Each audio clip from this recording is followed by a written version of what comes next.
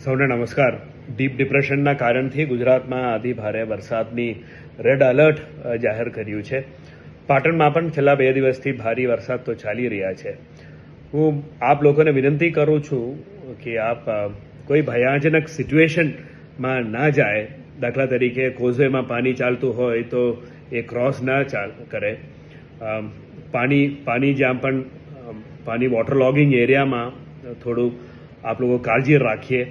એ basic વસ્તુ જે છે આપ લોકોને વિનંતી કરું છું. સાથે સાથે આપણા હું ડિસ્ક્રિપ્શનમાં આપું છું આપણા જિલ્લાનો કમ્પ્લેન નંબર 24 અવર્સ આપણા ચાલુ છે. દરેક તાલુકામાં પણ ચાલુ છે. એ નંબરની ડિસ્ક્રિપ્શન ડિટેલ્સ આપું.